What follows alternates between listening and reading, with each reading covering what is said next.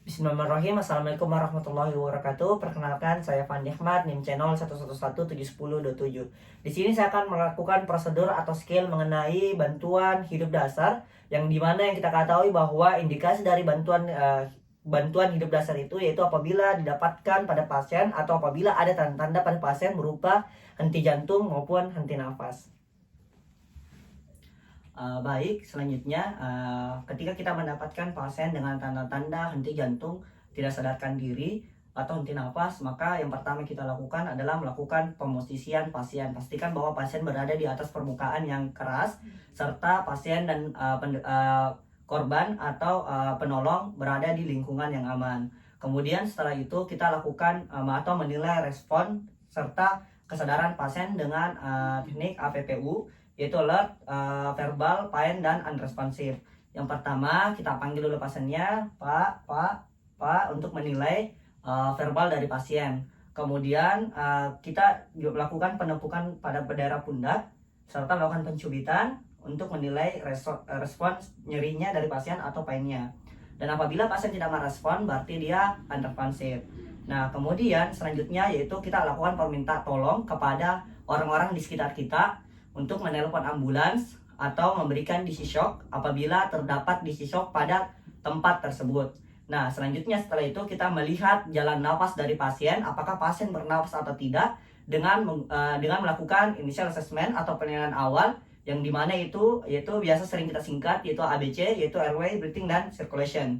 Dimana airway-nya kita lihat, pengembangan pertama airway-nya kita lihat apakah ada obstruksi atau gangguan atau hambatan jalan nafas pada pasien atau tidak. Kemudian breathing-nya kita nilai dengan 3L, look, listen, dan feel, yaitu pertama kita lihat daerah rongga dada, apakah ada pengembangan dada, simetris atau tidak. Kemudian kita lihat celah iga. Kemudian kita dengarkan suara nafas dan rasakan apakah ada hembusan nafas dari pasien atau tidak. Dan terakhir circulation atau sirkulasi, kita nilai arteri korotis pada pasien apakah teraba atau tidak. Kita nilai apakah teraba atau tidak. Nah, apabila pasien tidak bernafas, maka kita bebaskan jalan nafas, buka dan bebaskan jalan nafas. Kemudian kita evaluasi lagi, dan apabila pasien ternyata tidak bernafas atau bernafas tersengal-sengal, maka kita lakukan bantuan nafas sebanyak 2 kali dengan pelan dan penuh, dengan memencet hidung dan mengangkat dagu pasien sambil memperhatikan daerah dada pasien apakah mengembang atau tidak.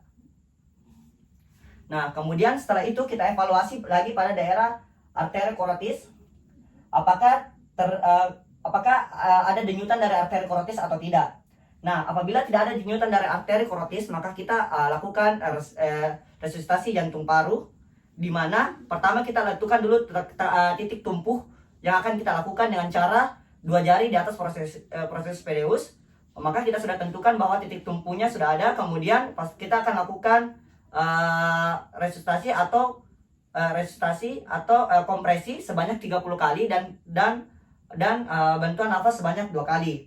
Nah, dengan cara pertama kita rapatkan terlebih dahulu lutut kita, baru tangan kanan yang pertama, salah satu tangan berada di bagian titik tumpuh, kemudian tangan yang satunya berada di punggung tangan seperti ini. Kemudian badan kita atau tangan kita tegak lurus terhadap sternum, dan kedua lutut kita ditempel rapat dan menempel di bahu korban. Kemudian setelah itu kita lakukan kompresi, yaitu sedalam 5 cm pada orang dewasa, dan lakukan kompresi sebanyak 30 dan ventilasi sebanyak 2, jadi 30 berbanding 2. Seperti ini.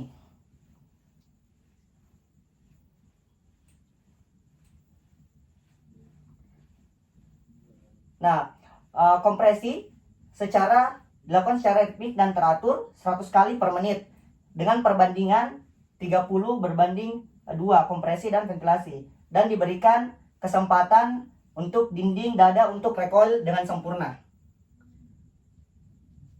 Nah, setelah itu lakukan evaluasi pada di akhir, yaitu dilakukan selama sebanyak 5 siklus, dan kemudian kita lakukan evaluasi kurang lebih 10 detik. Kita nilai daerah pupil, arteri korotis, pernapasan, dan kesadaran pasien.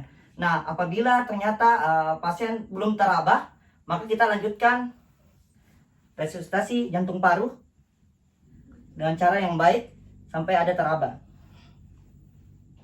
Dilakukan sebanyak 5 siklus dengan perbandingan 30 berbanding 2 kompresi dan ventilasi.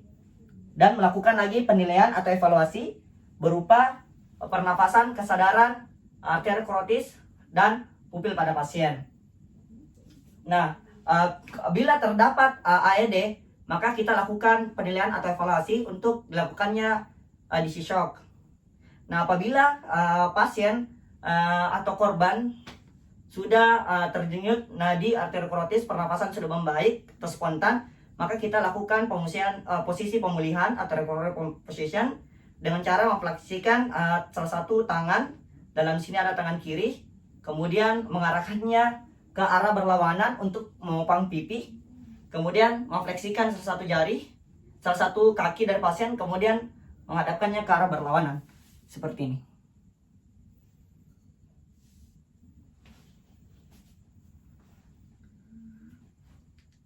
Prosedur telah selesai. Baik, sekian mengenai video tentang skill atau prosedur bantuan hidup dasar. Lebih dan kurangnya mohon dimaafkan. Semoga bermanfaat. Assalamualaikum warahmatullahi wabarakatuh.